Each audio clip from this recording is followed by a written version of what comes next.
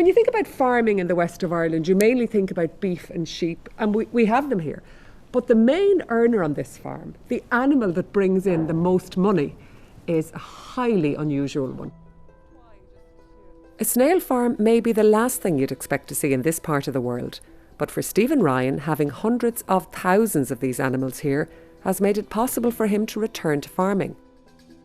7 years into his venture, there's not much that he doesn't know about these fascinating creatures. You're looking for maturity when you're selling, and it's all about this lip here. So once they have this lip, that's it. They won't get any bigger. They're fully mature. And how old is that snail? That snail now is probably 7 to 8 months old. And there's a little film that's sealed inside the shell. That's what they do when they're hibernating. They'll put that layer over and over and over so it thickens up. And when they hibernate, the colder air can't get into it. And if you see the white little hole up here, that's their air hole, so they can still breathe through. So how long would they on average hibernate for? Oh, they can hibernate up to 4 months. Stephen grew up here on his family's 120-acre sheep and beef farm near 𝐥𝐤𝐤, but actually trained to be a barber and ran a successful business in Galway for a number of years. Was it always your intention to come back to farm? I'm a farm boy, so probably in the back of my mind. And why didn't you want to keep going as your dad was farming? Because if you're doing sheep and cattle, we couldn't pay a mortgage and raise a family on old school farming. So we had to think of new things and bring it up a bit more different, a bit more modern. Boy, did you think of new things. How did you come up with the idea of snails? One day, literally at home, we Googled specialty farming. And that's honestly where this came out of. And 3 things came up, and I was looking for something different that would actually bring in money, and snails was one. And at that point, I never even knew there was a snail farm in the world. Never heard of it before. So I spent a year researching it, and there till now is the story to where we are. While most of us would associate snails with France, that country actually imports almost all of the snails it consumes. Morocco is by far the world's biggest producer, with Spain, Indonesia and China also being major exporters.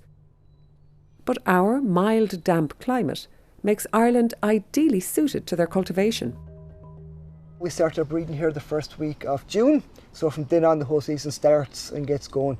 So we'll have 4 months of breeding, and babies will be born the whole time in that 4 months, and then after that it's just around raising and fattening babies. So we do 3 harvests a year, so the first harvest we'll do will be January, and then 2 months after that, and then 2 months after that to the third and final harvest that we do. So how do snails breed? Well, they're both sexes, so they both breed together, and then the 2 of them get pregnant. So when it comes to the 2 snails breeding, you'll have the 2 mammies having babies of the 2 snails. You've got double bang for your buck. Yes. And they lay about 100 eggs a piece on average. So that them 2 snails breeding will have about 200 eggs on average. Stephen produces around 4 tonnes of snails every year on just 1/4 of an acre of land. That equates to over 400,000 of the creatures. And what's that crop worth to you? That crop would be worth around 16,000 a year income. And have you started to make money from it yet?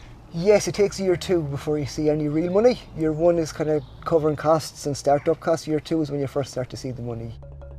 Up until now, Stephen has reared almost all of the snails in polytunnels. But he's learned from experience that they thrive just as well outside. He feeds them on a diet of rapeseed, as well as a specialised meal he imports. He does need to use salt, though, to prevent them escaping. Tell me why the bed is laid out in this way, Stephen. Well, we do it this way for shelter for the snail. Number 1, they sleep inside the timber during the day, so no direct sunlight and no winds. And then for harvesting and working with, it's just the easiest system to use, because all you're doing literally is taking the snails off the timber. So it works, salt works, it keeps them away. Yeah, they don't like salt, and when it comes to touch that, taste salt, and don't go any further, but there's not enough salt in this to actually do them any harm. At the moment, Stephen has to send his snails abroad for processing as there's no facility here. But he has recently secured investment to build a plant on the farm, which will allow him to not only have total control of his own production, but also provide a service for other snail farmers in Ireland. His wife, Sandra, has no farming background, but is now heavily involved in trying to build their own brand, which they have called Exclusive Escargot. In a way, the advantage of this type of farming was that it was new for both of you. Yeah. So you both learned about it together. Exactly. It was a learning process for both of us. You know, one wasn't teaching the other, and he wasn't dragging me into something that he knew all about. So that was good as well. And yeah, it was fun to learn new things like this together, like a real, I don't know, married couple process or something. We feel like a real team, you know, because where he is, his head's in the cloud, and I don't mean that in a bad way, I just mean like he really thinks far into the future and these big amazing things, whereas I'm feet on the ground and say day to day, and I think that kind of complements each other, you know. So how have they been processed, Steve? They've been boiled, pre-cooked and jarred in brine. So everything we're doing here is fully chef-ready product. Snails aren't something you see very often on Irish menus. Stephen would like to change that and has been visiting a number of restaurants in the area with the hope of persuading them to try his produce. Today he's at Glenlow Abbey on the outskirts of Galway City to meet chef Dominique McKee. You're executive chef here, a Frenchman. How do you feel about Irish snails? Well, they're delicious. I think snails are tradition in France for many years, and to have them coming here to everybody, it's a great adventure to... Well, show us the way a Frenchman cooks snails, will you? Yes, of course. Traditionally, we use garlic and parsley butter, but here the wild garlic is in season. Wild garlic butter on top of 𝐃𝐨𝐤𝐤 escargot. Exactly. So do you think it's something the Irish diner would be interested in trying? I think so. I think the Irish diner might not go for it as a main component of a dish. Yeah. That if we do it as a garnish with, say, a fillet steak like we have here, it would be something that people might be more intent to try. Yeah. Trick them into eating Trick them snail. into eating snails, Very that's good. it, yeah. Okay. Introducing something new with something they already know very, very well. Dominique fries Stephen's pre-cooked snails whole in butter with some cooked barley. He places the fillet steak on top, along with mushrooms and a herb oil. He also serves up their more traditional snails in their shells, with the wild garlic butter after heating them in the oven.